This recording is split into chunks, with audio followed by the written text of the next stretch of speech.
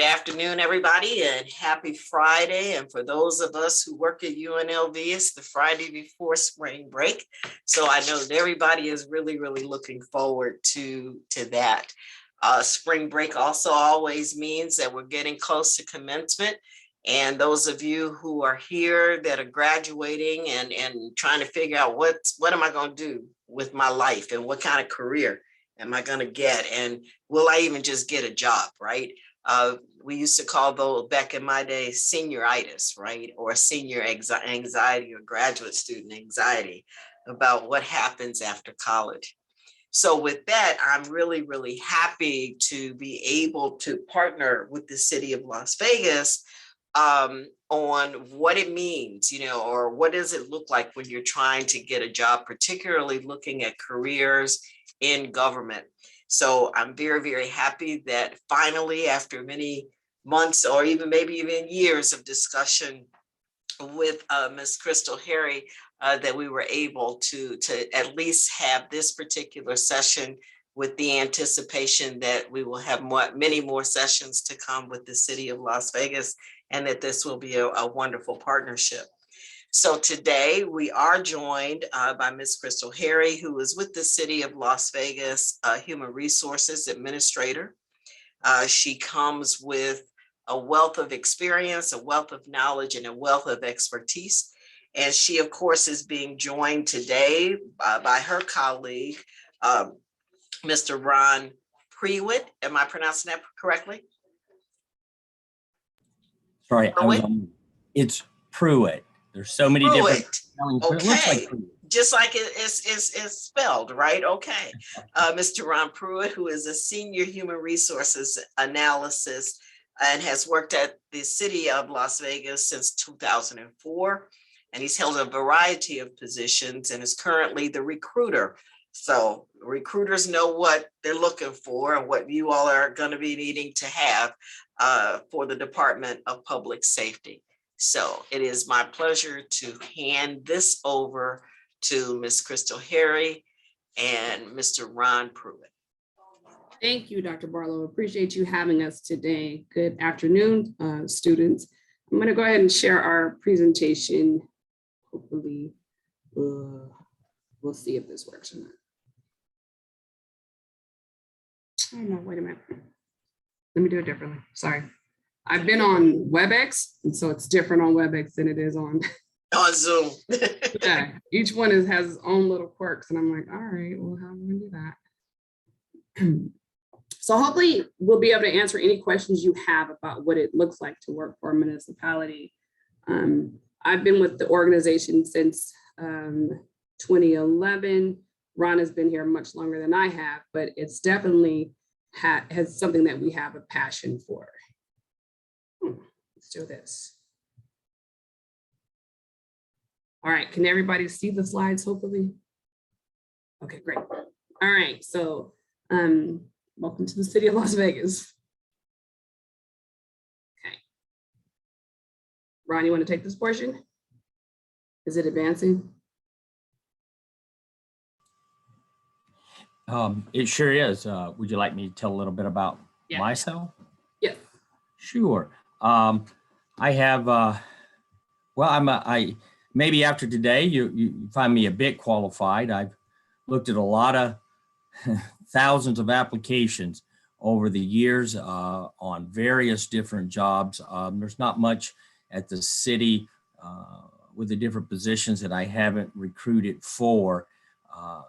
During my time there, I have 18 years in the public sector, all with human resources, small time with risk management. I have 10 years of a private sector, mostly in the healthcare. You'll see that on my LinkedIn. It's with long-term care. I put up both of our LinkedIn so that you can reach out and find us.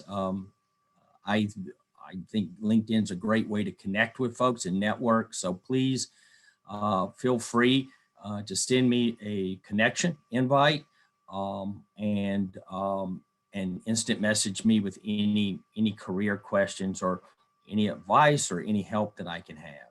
So thank you. I'm glad to be here. So as Dr. Barlow mentioned, I've been with the city for 11 years now, and I came from the electric utility. I worked for NB Energy for a little over 10 years.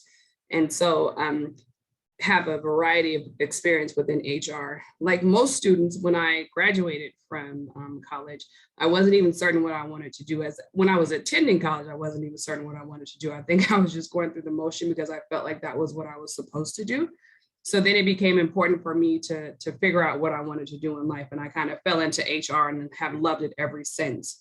So if you're at a point in your life where you're not exactly certain what you want to do, this is what happens to all of us. I mean, some people know what they want to do. My older sister has known since birth, I think. I don't know. I did not get that gene. I don't know where she got it from. So we'll help you with that if that's something that you are still searching for and seeking. So today we're going to talk about a couple of different things. The benefits of a government job. We'll look at the overall government hiring process, which can be different from a private sector process. The job application, what it's like to work for the city of Las Vegas, developing a resume because it looks a little different once you graduate from college than how you currently have it, and then the overall job interview. So working for the government. So working at a local municipality, I find it to be very fulfilling because we are actually impacting the community in which we serve. So for the city of Las Vegas, our core purpose is building community to make life better. And everything that we do is for our constituents and the community. And I'll talk a little bit about the different departments that we have so that you can understand how wide our reach can be as it relates to the Las Vegas Valley. There's excellent health plans, dental, vision, disability. But what's more important is our wage equity. A lot of times we hear about wage inequity, meaning that there's not a lot of equality amongst sometimes mostly the genders, but it can also be among ethnicities as well. And that's something that our compensation department looks at. Each and every hire that comes through the city of Las Vegas, we look at that on our appointive side. So classified are a little bit different. That means they have a collective bargaining agreement, which means somebody has bargained for their benefits. And we have a document that tells us how and when they get their raises. On the appointive side, it's not so restrictive, but we still want to make certain that we're being equitable in how we pay our employees. We get a good amount of vacation, sick, and holiday. One of the big things that we have that differentiate us from a lot of other employers is that we actually have a pension plan. And I know when we talk about pension plans, you guys haven't really entered into the workforce yet, but that's a big deal because at some point we all want to retire. And so if you don't have a pension plan, it then becomes how will I be able to retire? And so I always, when I talk to students, I say, we're not talking about just today, we're talking about your future. And as you go on with your lives and maybe have kids and talk about college for them as well, these are things that you want to keep in mind. We have an excellent education assistance program. We actually do the maximum that you're allowed to do from the IRS, which is $5,250 per year. So for me, when I was at my previous employer, I took full advantage of that. And that's how I obtained my master's degree, was by taking advantage of their tuition assistance program. So that's something that you can think about too. If you're trying to figure out how I want to have more education, but I'm not certain how I'm going to pay for that, a lot of companies may have an education assistance program, and that's what we have. And again, it's our community impact. So be it our municipal or marshals who are out in the park, if it's our Office of Community Service who are helping with our homeless initiative, it could be our Youth Development and Social Innovation Department, which partners with Clark County for SafeKey. There's a variety of departments that we have within the city of Las Vegas. So I listed the departments here because a lot of times I think when people think of municipalities, they're just not certain what career path can I take. So anything that you find in the private sector, we also have in the public sector. So IT, we have accounting, finance, all those different types of departments. But then we have some really specialized ones. So like economic and urban development. As we start to look at how we can diversify our economy, that's what that department does. So we're looking at how can we bring different people, different organizations, different entities into Southern Nevada so that we have a diverse economy. I think we all know that when something happens here, like the pandemic, and all we have is gaming, we get hit really, really hard. And so we want to make certain that we create sustainability within our community. And the one way that we do that is by attracting people here. Ron? Thanks, Crystal. So how do governments fill these positions, and how do you get hired by the government entities? One thing to remember is that most agencies are going to have a career page. That's where they post their job announcements. One thing about government is that they do not take applications, they do not take resumes unless they have a job opening. And there's a good reason for that, because we'd have to have an army of recruiters just to accept all the applications and monitor all of that when maybe the positions don't open up, but every few years. So it wouldn't be a wise use of taxpayer money, our energy, or anything of the such. So locally, all of the municipalities, the state, are going to have a career page. Some of it will seem similar because we use applicant tracking systems from the same company. If you're looking for federal work, you're going to find that USA Jobs, I haven't looked at it in a long time, so don't quote me on that URL, but I think it's USA Jobs. About 80% of the federal agencies will use that portal to announce their jobs and tell you how to apply for those. There are some government agencies, federal agencies that do not use that, and you have to go directly to their site. And sometimes when you're on that portal, it will just direct you to the government agency's career page. So just be aware of that. LinkedIn is one way that recruiters, it's more on the civilian side, but more and more government recruiters are going out to LinkedIn, connecting with people, connecting with people who hold positions that they think later on when they personally post on their LinkedIn page, hey, we have a job opening, or they'll reach out to folks in those areas and just let them know of the job. We're not really headhunting for government. We have a civil service process. So we have an obligation to make sure that we open up our jobs to the people who pay taxes, the people in the community. So it's a little different than running Ron Incorporated, where I have a process I can do on my own. But LinkedIn is becoming very important for connections, and you should really consider being on that. Facebook, a lot of agencies are posting their jobs through Facebooks. And Job Alerts is a wonderful way to put your job search on autopilot. So you can go to our career page, any of them really, and fill out a bit of information, including your email, and you'll get an email when jobs open. Sometimes know that they get batched up and delivered at the end of the day. So if we have limited applications, say we're limiting it to 100, then that might not be the quickest way to learn about it. So I recommend that if you want to do text, get a text, just text LV Jobs to 468-311, and you'll get that immediately. I just talked with one of my LinkedIn connections, and she goes, gosh, I really just love the way you guys do these texting. I think you're very competitive with other agencies in the area that aren't doing that. So you will get every job opening, but you can just kind of ignore it if it's not something that you're looking for. Okay, Crystal.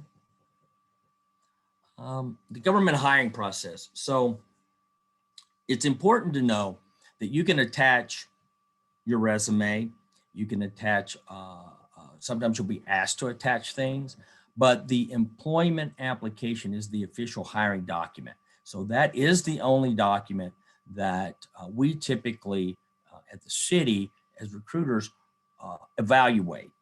So we're looking for all of the information that we for that's on the job posting, that's in the job description.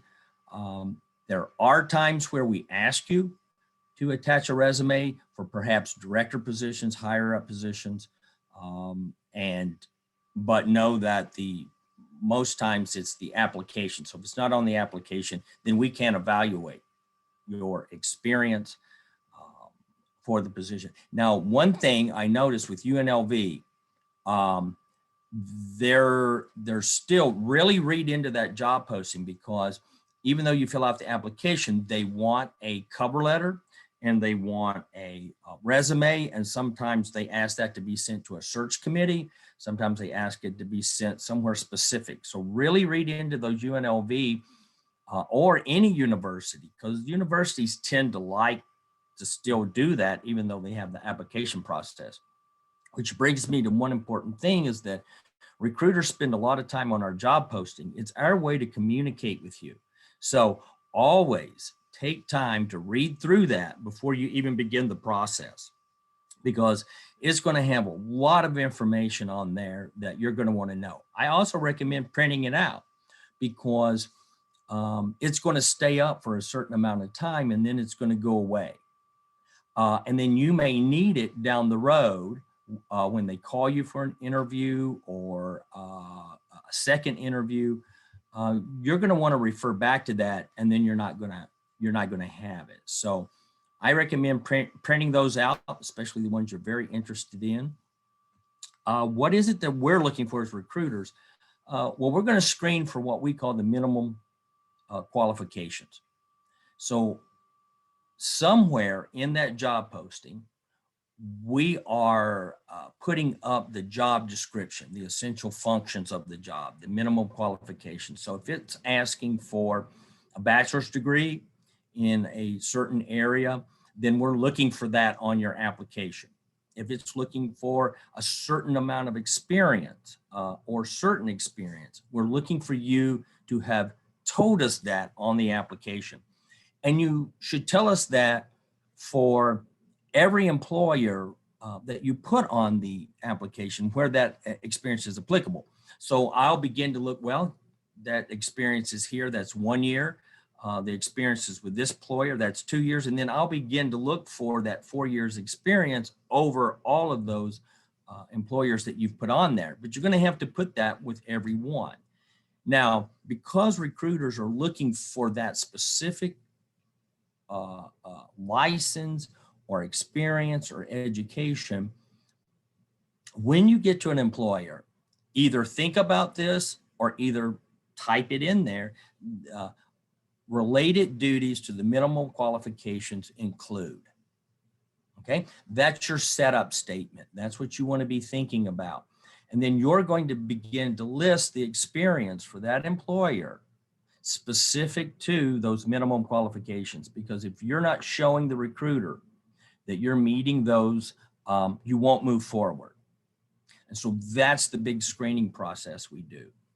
Now, one thing you'll hear when you're getting a lot of advice about creating, filling out applications and resumes is that, oh, recruiters only spend a few seconds looking at it, so make sure not to put too much information. Well, there's one thing I've learned in government. You cannot give government too much information. It's impossible. You just really can't. The more you give me, the better, because I begin looking at applications and I read through everything you put on there until I find, oh, there's the minimum experience I'm looking for. And then I move on to the next one. So I do look at I read through them all. It is my obligation to do that because I have to treat all applicants fairly. The process has to be fair and equitable. And that means that we do spend time reading through all of that. So don't be afraid to give me information, especially when there's supplemental questions. You really want to answer those questions. They're like a interview on paper. So don't pull back there. Make sure to give us a lot of information on those. Look for with classified positions under civil service rules, you'll see that there's a test, whether it's a written test, an oral board, a performance test, a supplemental test where you're going to answer supplemental questions, and then a department subject matter expert is going to be scoring those. Definitely that's where you want to make sure you put a lot of information. I've seen one little statement. Tell us about your customer service. I've had 25 years of customer service. I actually just saw that yesterday. So that's not a very thorough answer to that question, I can tell you right now. So that's going to get scored very low. You've got to really tell your story there with customer service. Now, if it's appointive and it's not one of those classified, represented by a bargaining agreement that's under the civil service rules that requires a test, I'm basically going to review that application. If you meet the minimum qualifications, I'm going to forward that to the department, and then the department is going to review those and probably narrow that down to about the top 10 they want to interview.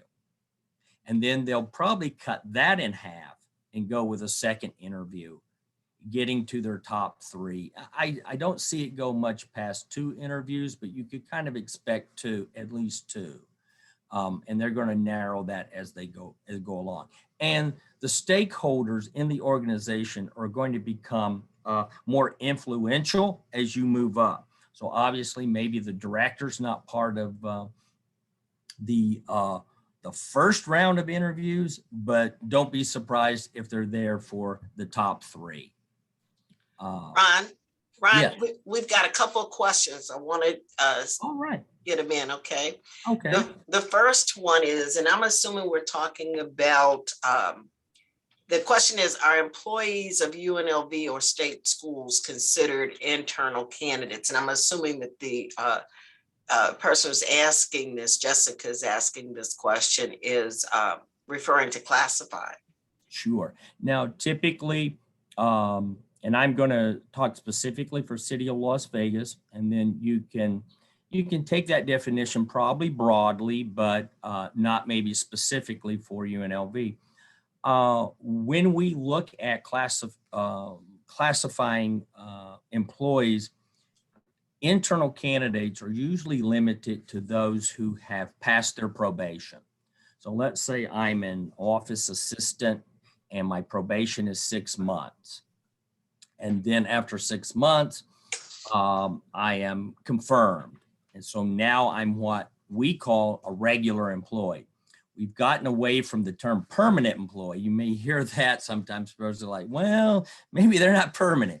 So regular employee is typically those that we're talking about internal. Now, internal meaning, we're only going to run it promotionally, means we're limiting to city employees only.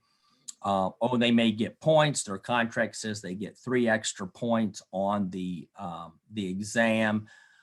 They're treated with a little bit of preference, okay? And that's usually defined as someone who is a regular employee and passed probation. And you only have to do that with us once you've passed that. Because if you change positions, then you have a 6-month qualifying period. And so that's the difference between probation. You pass probation, but in the new position, there is a qualifying period, which under our policies, the department can say, oh, it's not working out, or you can say it's not working out, and you can return back to your original position. I thought she was asking if UNLV's employees would be considered internal employees. Is that what she was asking? Oh, Yeah, I think that's what it is. If UNLV classified. No. Yeah. No, they wouldn't. But that was a long way to answer that as no, but sorry, I misheard that question. Right. Crystal, you can jump in and knock me up against the head anytime. You I'm just say, here hey, for Ron, you're Yeah. really going down the wrong road there, buddy. Yeah. Okay, so the other question is, are government resumes like a CV where page number, the number of pages count is not a concern? What it goes on to say, when you say a lot of information matters, what is considered too much? I think now Yeah. Crystal's going to get into this a little That's later. what I thought, right? So, but I'll answer it from an application standpoint. Is you really can't. I haven't seen, for me, in an application, you really can't give me too much information. I guess you could if you load it up. I don't know. I just never seen it. It's better to give me more information than not give me enough. Now, Crystal will address on the other side how to present that in a resume. And she may be able to differentiate a little bit between private sector and the public sector there in those regards. Then the last question thus far is, on average, how long are the written answers to an application supplemental questions?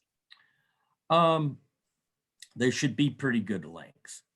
I think that the first you may want to address, and this is really in an oral question as well, address first off, answer it like you're answering an essay question at school. Yep. If it's asking you about customer service, take a moment to do an introductory. Customer service is a very important part of blah, blah, blah. And not a lot, but just a little to show that you're actually having a discussion here. You're answering it like you would for your professor. And then begin to outline that. If it's asking for certain experience, really detail the experience. Say the customer service experience that I had here was dealing with these types of customers. I dealt with this many customers, multi-line phones, in person. They were in regards to these kinds of topics. They ranged from interacting with people that were very, very difficult and some that weren't. And in those situations where they were difficult, I did this. So you see how I just kind of started to ramble there, but you somehow make that very coherent. Do that for each employer, show really detail, and I should be able to walk away and get a pretty good idea of the kind of customer service that you did, more than just 25 years of customer service. I think the best way to describe it is it really is an essay type of question. So coming from the private sector into public sector, I had never come across a supplemental and I didn't understand what it was. So when I answered my first government type of job, I landed in group 2 and you need to be in group 1. And it wasn't because I had a lack of experience, it's because I had a lack of knowledge as to what was required on that supplemental. So once I understood that it had to be more of an essay, more conversational in how I was responding to what they were asking for and really showcasing the talent that I had, that's really the best way to describe it. So when we're talking to our own internal employees, we're like, answer this as if it were an essay question that you would then read out loud to give somebody an idea as to what experience you're bringing to the table. Mm-hmm. Are you still on this slide, Ron, or you want me to go to the Emma, let's see, department interviews. Oh, so at the very end, when we make our job offers, we've done 2 things at the city. We don't ask for salary anymore. We've taken that off the application, and we also did and participate in Ban the Box. That means that we don't ask you about your convictions, information until we make the job offer. And that information stays with human resources, and then we decide whether or not it's job related, right? So if you have a DUI, but you're not going to drive our vehicles, it's not really going to be a concern. The really good reason for that is that it doesn't need to be in front of the hiring manager who's making a decision.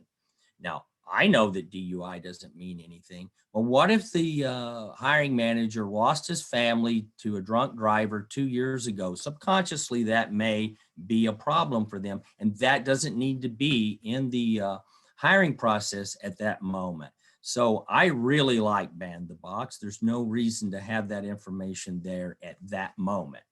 Now, we will do a fingerprint background check on everyone. We'll also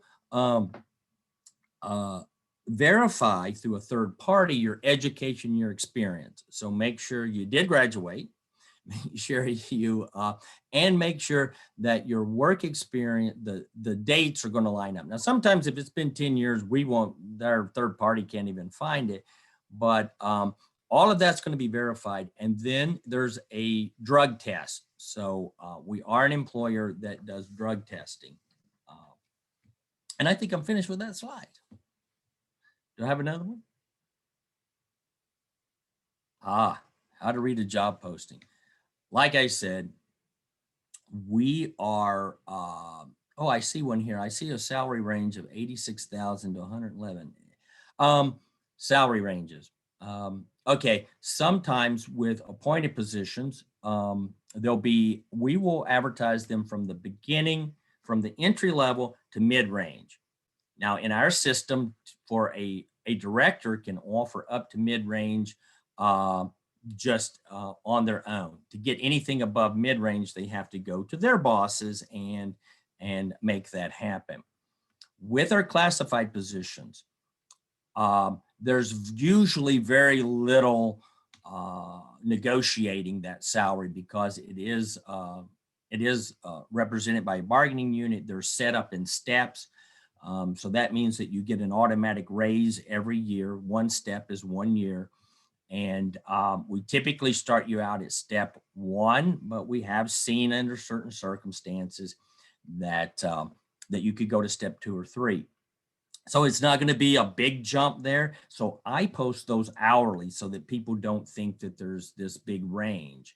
But I've seen more and more than I ever have before, people saying, hey, is there wiggle room here? Could you find out if they have the ability to entertain a counter offer? And I'll go back and I'll ask. And sometimes they say, sure, what are we looking at? And sometimes it's no, that's what it's going to be. But I have seen more and more people asking that. Again, on the appointed and the executive side, salary negotiations are typically very active there. Job titles. So wait, Ron, I think the other thing to think about when you're asking for that question that about going up to 111. So when I mentioned other previously wage equity, that's what we look at, right? So if someone is coming into the organization, we're going to look at what our existing salary is for a particular person in that range. So they'll look at your experience, they'll look at your education, they'll look at internal equity, because in order for them to bring you in at the top of the range, typically, they're going to want to see a lot more experience. They're going to see that you were performing at the highest level of that particular field before they offer you the higher end of that salary range. I think that's something to keep in mind. So they'll negotiate, but they're going to be asking for a couple more things that you may or may not have if you're just starting out in your career. That's right, Chris. That is a very good point, because all of our appointed, we send them to class compensation. And so they make a recommendation. The recruiter takes that recommendation to the director and then works as a broker between the department and the applicant. Now, if you want to go beyond step 1 or 2, let's say a director does want to go beyond that, we still send it to class comp, because we do have to look at how that's going to affect others. So very, very good point, Crystal. Quickly reading a job post. Again, we spend a good amount of time on these, and it's our way to communicate initially with you. Job titles. The government has a lot of weird job titles. They don't even make sense sometimes. So you don't always know by the job title what the job is going to be. And I don't know from you what your job title is. So don't think that because you put a job title on there, I'm going to know exactly what you did. It's going to be very little to me, actually.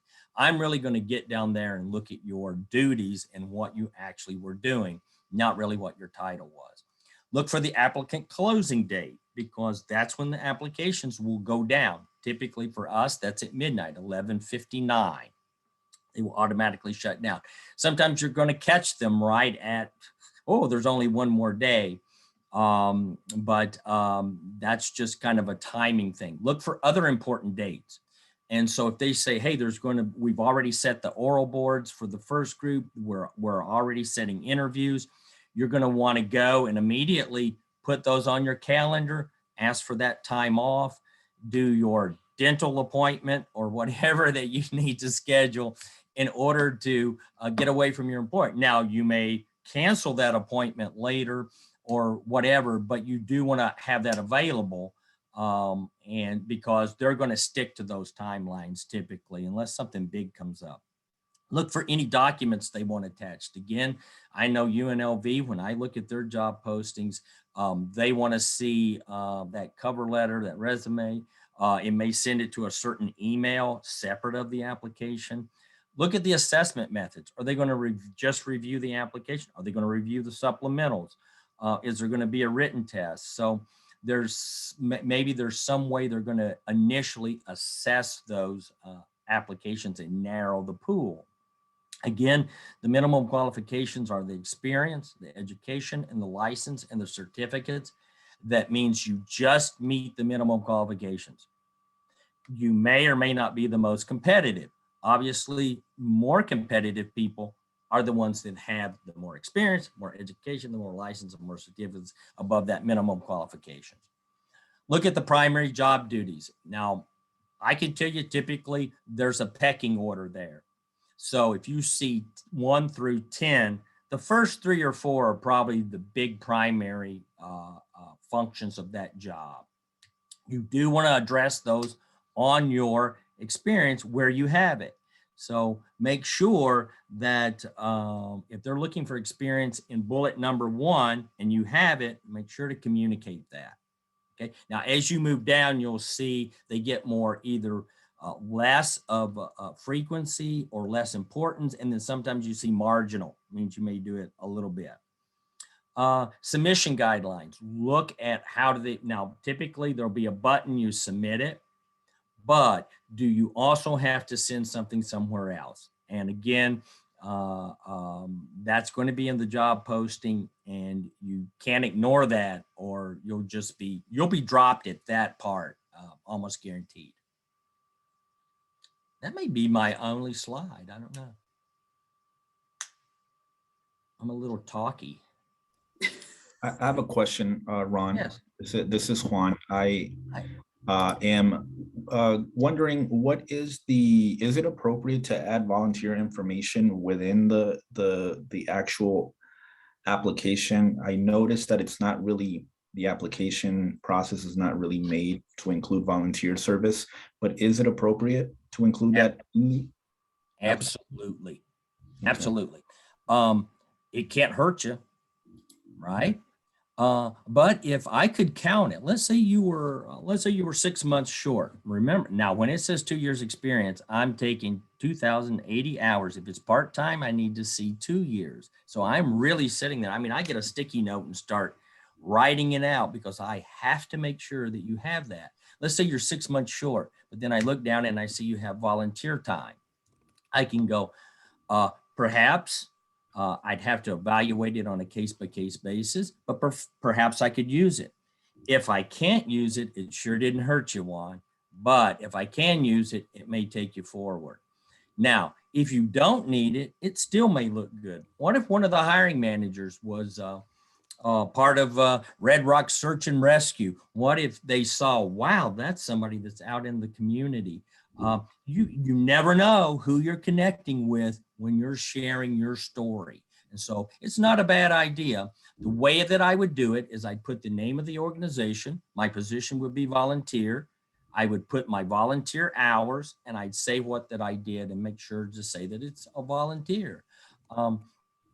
I mean, I wouldn't list, maybe, if I do a lot of volunteering, maybe I would just list a volunteer and then the agencies that I do, but I don't think it's a bad idea at all. Got it. Thank you. All right, so I think we had asked about a question with regard to resumes. And I think Ron would agree, you can get 5 HR professionals in a room and ask them how to structure a resume. You'll probably get 1,000 different responses from those 5 individuals. So I'm just gonna tell you how I prefer to see them. And then Ron, you chime in if you think of something different as well. So your resume is really your introduction to any potential employer. It's your marketing material. We hear a lot about that 2-minute elevator speech. Think of it from that lens, if that's what your resume is. When we look at your resume, a lot of people will put an objective on it. I'm trying to steer my folks that I'm working with away from an objective. An objective doesn't tell me really anything. Your goal doesn't tell me anything. It's too narrow. So I say create a summary of qualifications. That is telling me what you're bringing to the table. A lot of organizations in the public sector, we're not necessarily resume based, as Ron talked about before, we're more the application, but you should always attach a resume even when you're applying for a public sector job, because a lot of us have come from the private sector and I just like to see them. So here's how I would suggest you structure it. Your summary of qualifications, your work, your professional experience, education and training, and then your any special skills or accomplishments. I don't want to see your education at the top, because you would do that if you were looking for more of an internship maybe, but once you're actually applying for jobs, I want to see what experience you bring to the table. So that's why I'm having you structure it in this way. So use this. All right, so I like to see your resume limited to 1 or 2 pages if you have less than 10 years of experience. I can recall I had a coworker who her resume was 6 pages, and I can tell you that no one's reading through 6 pages of anything as you apply for a job. So I would make it the most relevant information for the job that you're applying for. Always, always try to avoid flashy fonts because it makes it more difficult to read. I can tell you at our last recruitment for our firefighter academy, we had over 1,500 applications. That means that our recruiter was looking at 1,500 applications. It's not all the time that it's a computer that's scanning this information.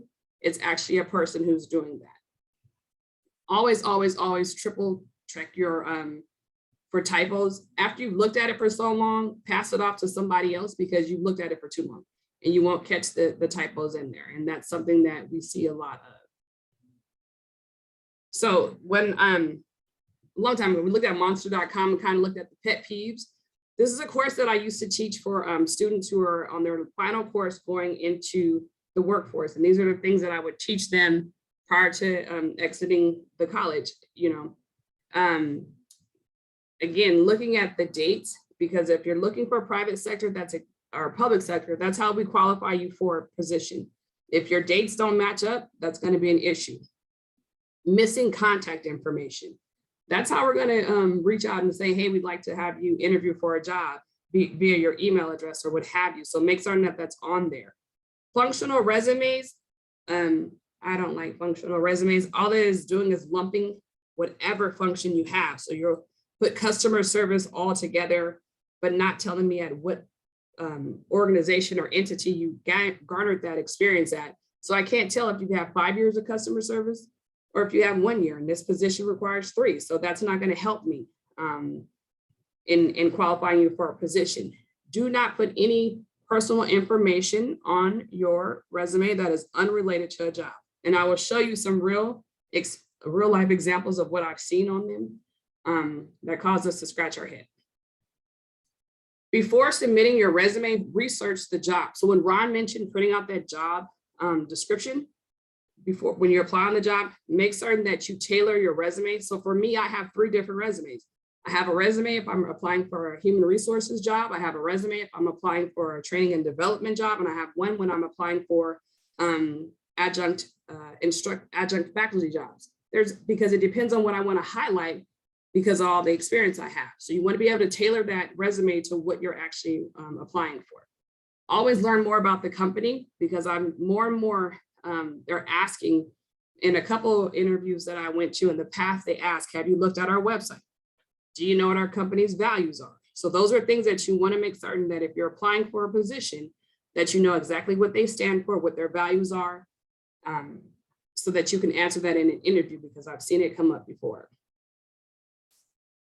So again, contact information, summary of qualifications, some of your key skills. You've been in a lot of classes and courses, you've picked up some things, and you want to be able to highlight that. References, should your references be included on your resume? You can take yourself off mute and let me know. Do you think your references should be included on your resume? No. Good job, Juan. No, they should not be included on your resume. Don't include them on your resume. It's fine just to say references available upon request. The other thing I would say is, if you're using somebody as a reference, make certain that you call them and say, hey, I've applied for XYZ job. I'm using you as a reference. Are you okay with that? Follow it up with a text message, over communicate, because the worst thing that can happen is somebody call and they say, I don't even know who that is. No, I wouldn't give them a reference. So make certain that you are checking with your references before you list them there. Again, when you're organizing your resume, you want to highlight your unique skills. This is an employees market right now, but sometimes it has an ebb and a flow to it. So there's a lot of competition out there. There's a talent shortage right now, but sometimes it's not. So you want to make certain that you are standing out amongst your competition. You want to put your resume in reverse chronological order, meaning your current job goes first down to the job that you held years ago. Okay, bullet point your work experience. Don't put long paragraphs, just bullet point in order of importance. Put less emphasis on the experience that doesn't relate to the current job that you're applying for. So this has changed. Contact information. Back in the day, I don't know why we did this. We'll put our name, our address, telephone number, all that good stuff on there. Now what you just want to include is your name, your email address, your phone number, and your LinkedIn profile. So there's a lot of, you've heard LinkedIn at least 3 or 4 times this morning. So if you do not have a LinkedIn account, you need to go out and create one of those. Because a lot of recruiters are passively looking for applicants on LinkedIn. So when I say a summary of qualifications, that might be new to some of you, it's the first section of your resume. It's literally 1 to 3 phrases or sentences that talk about your experience, your industry in the field, or your experience in the field. Keep it brief and very impactful.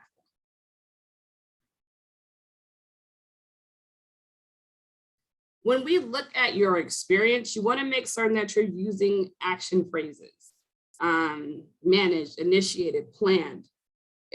Don't just take the job description and copy and paste that into your resume, because that's not going to give the recruiter enough information to qualify you for a role. There's more in that, especially when you're with the city of Las Vegas, our job descriptions are very generic.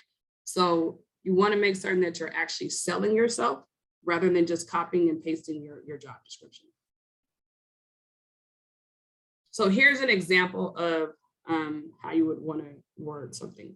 So human resource analyst, developed, coordinated, oversaw, implemented. Those are the kind of actionable words that you want to put on your resume so they know exactly what you did. It's not that everybody has to be in a leadership role, but everyone has an opportunity to lead regardless of the position that you're in. So for your academics, you want to put your education before your, so recent graduates typically put education before their experience, but I would switch that. Include any honors or significant coursework outside of your major. So just like Ron was talking about the volunteer experience, sometimes if you don't have much work experience, you might want to put down what you've done in school, because that does count. That's preparing you for your next step into the workforce. So don't lose sight of those items either. So here's how we would list anything that we've done with regard to your coursework. And you can list it just like this. So your special skills, it can be called a variety of things. That's the final section of your resume. And it's important that you leave a lasting impact on the person who's reviewing that resume. So you can put your military experience there. It just depends. Anything that's going to separate you from the competition, that's what you'd want to put on that final section there. And again, we covered this. Thank you, Juan. Its references are available upon request. All right. These are real things that I have seen on resumes. I do not want to see this on anybody's resume. Okay. This is too much information. Newly graduated, young mother of 2 small children. She's telling us that she's left an abusive relationship. I'm proud of her for doing that, but that does not belong on your resume. That's too much information. This other one where he was trying to be funny and, you know, great for you, but it's not your time to practice your stand-up comedy routine. Don't be stupid, be a smarty. Hire me today so I can start tomorrow. I mean, great for you. That was cute. It made me giggle, but you didn't make it to the top of my pile. And this is back when I was a recruiter. Here's why I do not like objectives or goals, because this is one of them. My intensity and focus are at an inordinately high level, and my ability to complete projects on time is unspeakable. Have no idea what this person is going to do. I do not know. So that's why I don't like objectives. I think we can do a summary of qualifications, and that much better will explain what you're bringing to the organization. This one, I just thought it was funny because it was actually on someone's application as their reason for leaving. They were pushed aside for the vice president's girlfriend to steal her job. So these are things when I say like, I can't make it up. Like over the years, I used to keep a notebook. I think because I moved so many offices, I lost it. But I just look at things that make me ill. So these are things that we really don't want to have you put on your resume, and there's a reason why. So here's a sample resume. Again, for this one, because this was a person who was coming right out of high school, didn't have much experience. I didn't do a summary of qualifications. Instead, I did key skills. Their personal experience was there. One, when you ask about volunteer experience, we put it right here at the bottom, and then references available upon request. So we kind of bullet pointed her things out because she was a teenager, kind of made it fun with her colors. And I'm seeing more and more people who want to kind of stand out are using colors. So it wasn't too offensive or obnoxious. One of the things I would caution you with is not to put your pictures on your resume. Don't do that. And there's reasons for that. We just don't want to see that. Based upon our EEO affirmative action guidelines, we want to rate you based upon your experience, not your ethnicity. So that's why we just say don't put that on there. All right, so let's talk about interviewing. Interviews have changed a lot from when I started interviewing to where they are now. A lot of our interviews are now behavioral based interviews. So when Ron talks about qualifying you for a position, by the time you make it to the hiring manager, they know that you meet the minimum qualifications for the position. So now they're hiring you for fit, which is a little bit different. Before we would hire for technical expertise, but because of how we now qualify applicants, we know you have that. So it's really about preparation, presentation, and content. Again, research the job and the job requirements. I've sat across the table from a ton of applicants and we're asking basic questions about the interview, and they do not even know what job they're applying for. That's a huge red flag. Like, we have to be able to prepare for this interview. It's just like any other thing you prepare for. You would never go into an exam not having studied. You should never go into an interview not having prepared. So you want to be able to give examples of the things that you've done that would fit within that job. Be prepared to sell yourself and also be prepared to ask questions. Really, when we talk about interviewing, there's no question that you can't answer. There's nothing wrong with saying, I don't have that experience, but here's what I would do if I were in that position. What that shows the interviewer is that you're flexible. You have the ability to think on your feet. And some people would just say, I don't know, I've never had that experience, and leave it right there. I can't give you any points for that. But if you say, I haven't had that experience, but here's how I would handle it, at least I can give you something versus zero, right? Bring extra copies of your resume. pen and paper, and then a list of potential questions. Never leave an interview without asking a question of some sorts. First impressions count. This is a big one. Always arrive a few minutes early. If you're on time, you're late. That came from my military dad. I know Ron is military as well. We're always super early wherever we're going. Dress appropriately. You don't want to be a distraction. Make certain that you make eye contact. Handshakes, not so much now with COVID, but some people still shake your hand. I'm such a germaphobe. I have about 3 bottles of hand sanitizer in my purse at all times, so I'm okay with it. You want to make certain that your posture is relaxed and you're not fidgeting. It's kind of, I know that going into an interview can make you nervous, but you're going to be fine. Your dress that's the first thing that the interviewer is going to notice about you. So you want to make certain that you're clean, conservative, and use common sense. I've seen people come in with outfits that should have been saved for maybe Saturday night at the nightclub as opposed to an interview. You want to make certain that you're professional in your appearance. Your interview starts from the time you check in with the receptionist. We've had people who have come in and been extremely rude to the receptionist, and we've taken that into consideration. Because at the end of the day, how you interact with that person who you felt didn't matter, it's going to tell me a lot about how you're going to interact with others in the organization. So the interview starts as soon as you check in with that person at the front desk. Make certain that you're not chewing gum. Make certain that if you have distracting piercings or what have you, everybody wants to be an individual, and I welcome that. But some of the organizations that you're applying for are relatively conservative, and sometimes we have to be able to take our piercings out. I'm one of those, and I'll take my nose ring out just because I want to make certain that I'm putting my best foot forward on the day of that interview. So it's just some things to think about. Again, with the handshake, now that we're in COVID time, I don't know, Ron, do you see people when you're in your interviews? Are we still shaking hands? It depends. When I work with hiring with panels, I do a lot of work ahead of time to say, hey, what's your comfort level? So I'm going to gauge the comfort level when we were wearing masks, I would say, yeah. How do you want to do it? I would set the room up where we were distanced. If we decided as a panel, no shaking hands, which is usually what they decided, then when I went out to meet with the candidate, I would say, hey, here's how many people you're going to be in front of. This is where they're coming from. Oh, by the way, we're going to suspend the greetings that we normally do. There's no shaking hands. I'll introduce you to the panel. And I kind of give them an idea of what's going to happen so that they, one, don't feel awkward when they're in there. So mostly we suspended a lot of that. I haven't done it since we said, whoo, it's all over with. Yeah. I haven't had any, so I just go panel by panel. Very flexible. Thank you. So when you're in the interview, I'm going to move ahead a little bit, and I'm going to give Dr. Barlow our copy of our presentation, because I really want to talk to you about what our behavioral-based interviews look like.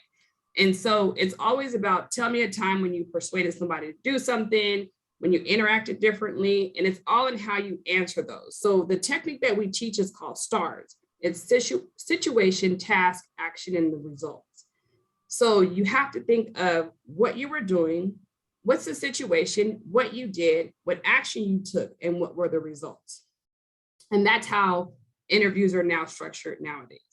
These questions here, they are, anytime you're interviewing, they cannot ask you anything about these specific questions. These are protected under Title VII of the Civil Rights Act. So these are questions that no one can ask you about your marital status, disability, and none of that. Those are questions that you should never answer. If you are asked those questions, do not answer them.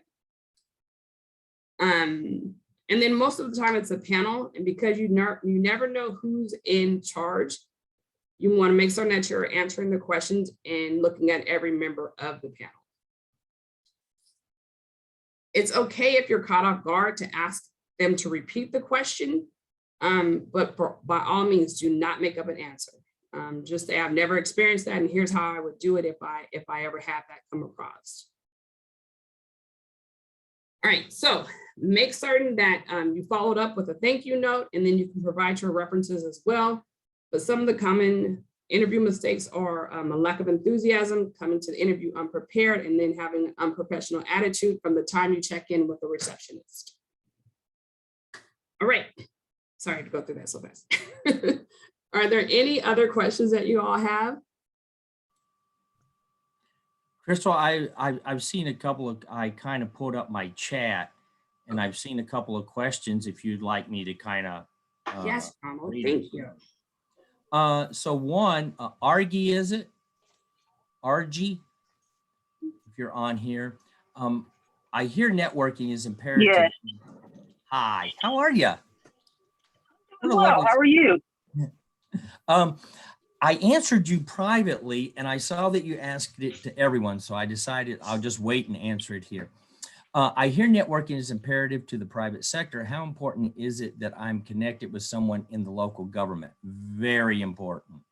Here's why. So I'm at UNLV. We had in preparation of last week's career fair, UNLV did something really neat. They had a prepare for the fair, and they invited alumni and students, and they had a panel up there to discuss all sorts of things about how to interact at the fair. And then afterwards, the employers that were there, we did a little networking. And folks came up to me and was like, I'm in IT.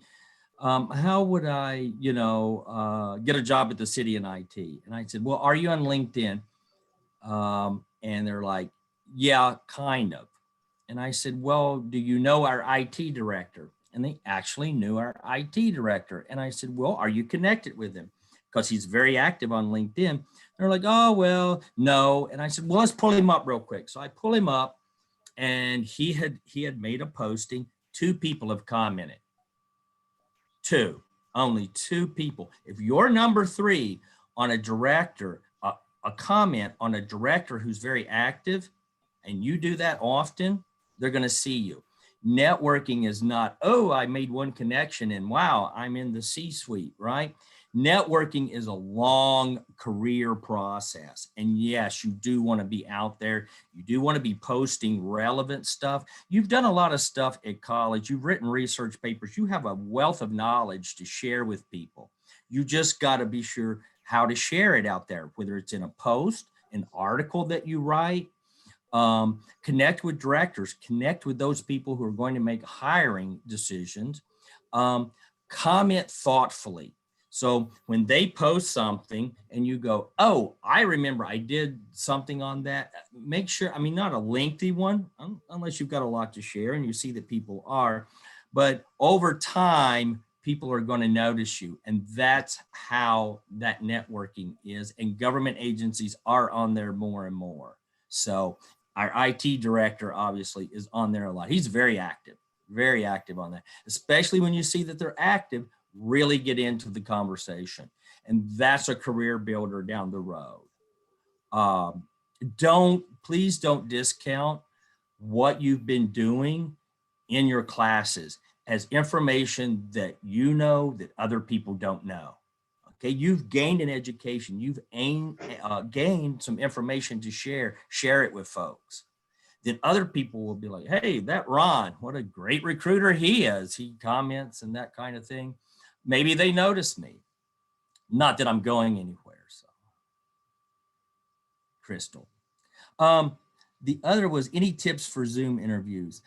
Yes, well, I tell you, one thing is make sure that, your background isn't your kitchen sink pod with dishes. One of the best ones I saw, this was one of the candidates.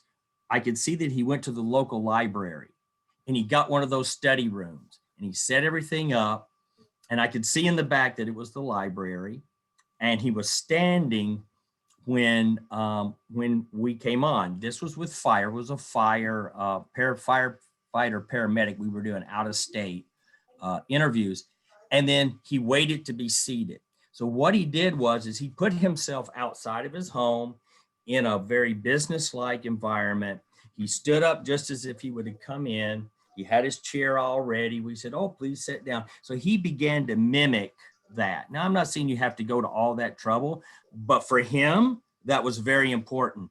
What's important for you? What's important in a situation that's going to make you feel comfortable? To him, that was comfortable. And he went to I could see what he did. I don't know if others saw it, but I mentioned it to him, to all the other people on the panel afterwards. So just make sure that it's appropriate. If you don't have a wonderful background, just pull up something, an artificial background.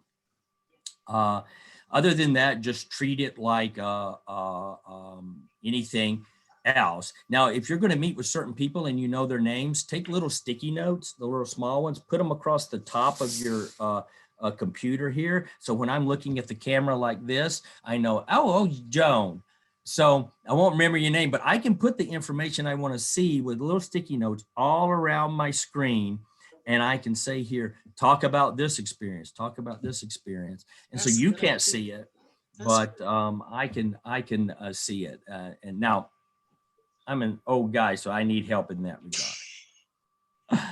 Do recruiters? I wish that I could just keep this going, right? I think that everybody here wishes the same thing. But we have run out of time on this one. But I would like to officially and in person ask Crystal and Ron, can we plan to do even an expanded version of what today has been all about? I'm going to put my email in the chat, and for the students who are here participating, if there are any particular questions and or subject matter that you would like for them to cover, please send that to me so that when I'm talking with them about the next one, we can get this done.